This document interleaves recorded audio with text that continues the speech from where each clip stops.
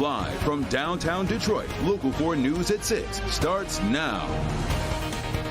A Rochester Hills man facing charges for what police say he did to several employees of a store in Oakland County. Glad you're with us tonight at 6. Those disturbing allegations topping our news. The incident's happening inside one of the many stores at the Hampton Village Center. That's the massive strip mall at Rochester Road and Auburn. Sean Lay is live with more on what happened. Sean, good evening. Kimberly, this is Dante Colon. He's 27 years old. Tonight he's facing 3 charges of criminal sexual conduct for his conduct inside a beauty supply store towards 3 different employees. It has people there tonight, one thinking about their safety. You may be thinking about it too next time you go out.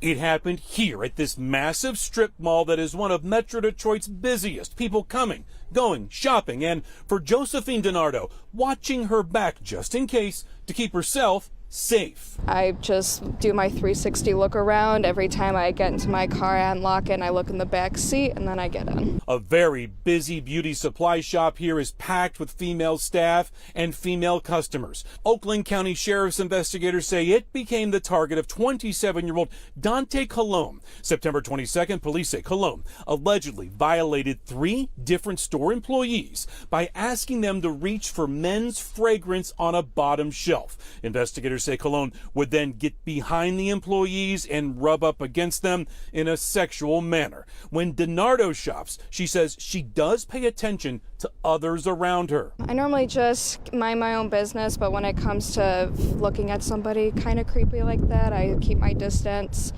I just stay away or I get out of that situation. Employees here compared notes all the same, got Colon's license plate, and called the Oakland County Sheriff's Office.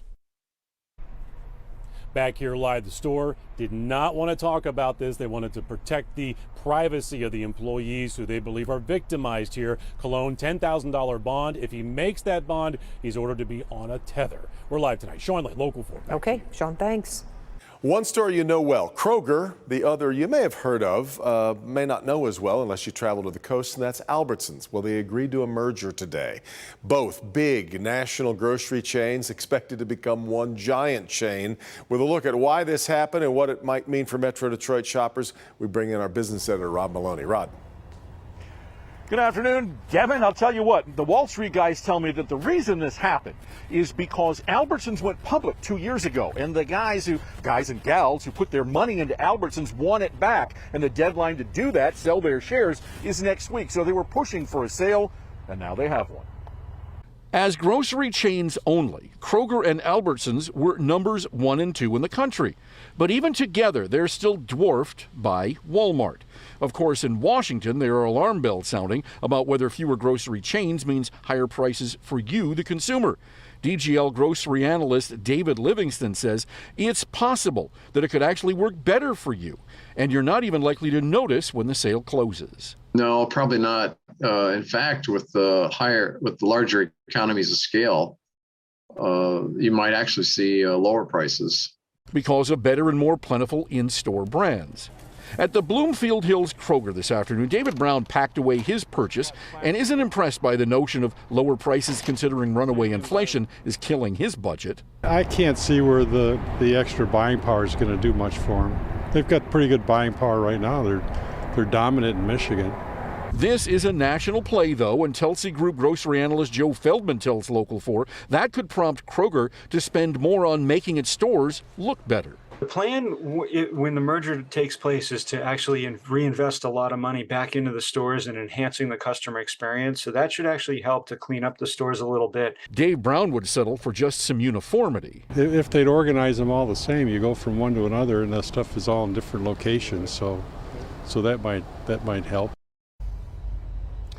Now, the analysts I talked to today agreed on 2 things. One, that it makes sense to do this because of where the stores are located. There's not a lot of overlap. But the other thing is the Federal Trade Commission is likely to force them to sell off a lot of stores. And David Livingston told me he thinks what will happen is that they'll sell off a bunch of stores to lesser operators who will then come back in a year or 2 and sell it back to them for pennies on the dollar and then just open them then. That's how you get around those kinds of things. So we'll see how all of this plays out. Back to you. Rod, these things seldom take as little time as people might expect. When do we expect this might close?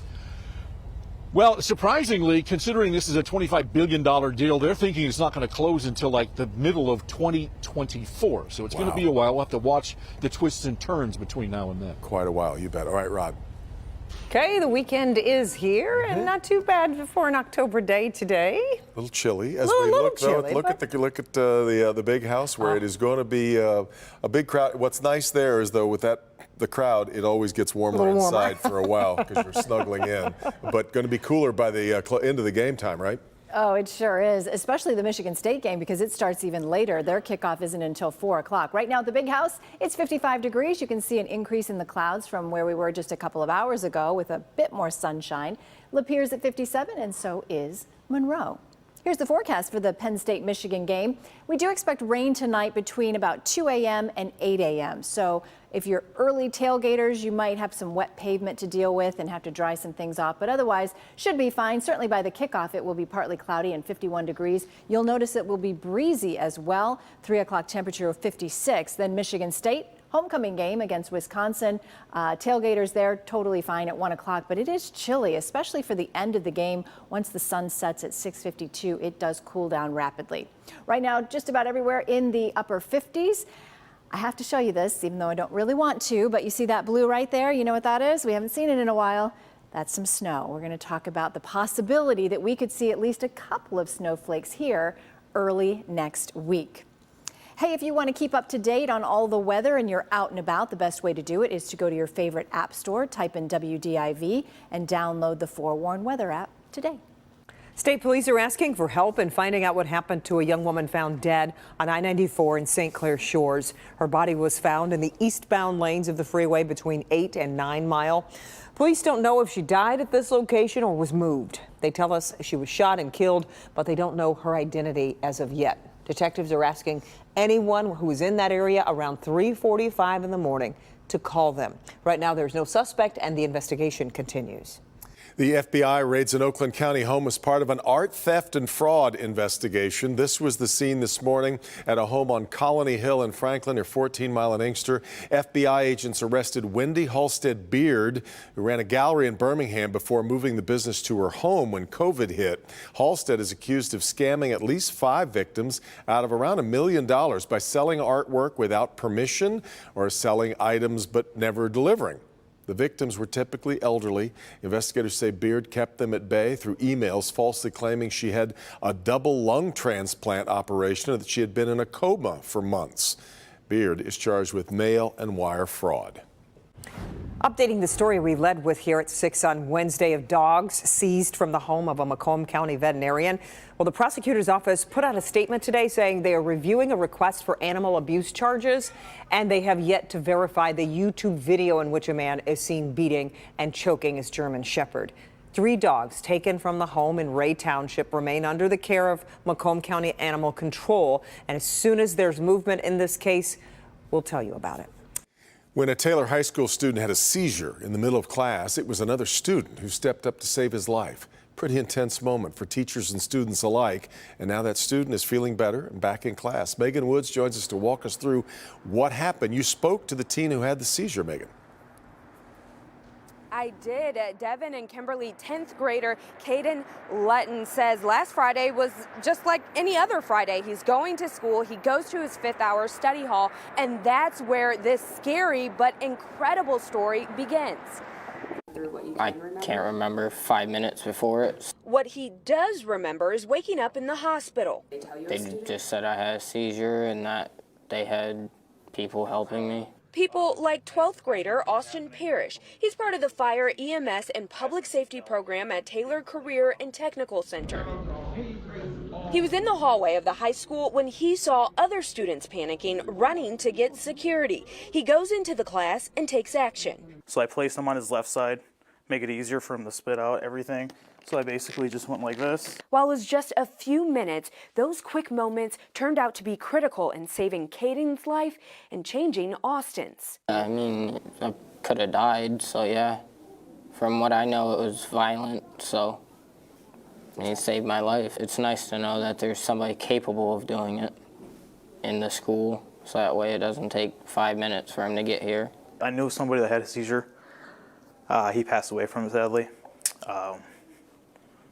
don't mean to get emotional, but he sadly passed away this week. He was a family friend, and it just sucks. But I felt like if I was there, I wouldn't be able to help him. So seeing Caden back in school today is priceless. I felt great. I'm not gonna lie. When he walked in, I almost cried. We spoke to the retired firefighter that teaches Austin's EMT class, and he says this is the 5th student in the last 3 years that has saved a life off duty, out of class, and he couldn't be more proud. He also says that he hopes this is an eye-opener for other students to see the value and what they're learning in school. Back to you. Eye-opener it is. It's quite a story. I'm wondering if seizures had been an issue before for the student. No, and that's the scary part. He's just grateful that Austin was there at the right place, at the right time to save his life. And Austin was ready for the moment, that's for sure. Amazing. All right, Megan. Way to go, Austin. Still had a Facebook Marketplace meetup that went so badly someone ended up crashing their car. And here's Dr. Frank McGeorge. Doc? You've heard of dry January, but what about sober October? I'm Dr. Frank McGeorge. Coming up, see why giving up alcohol, even for a short period of time, may reveal more than you expect about your mental and physical health.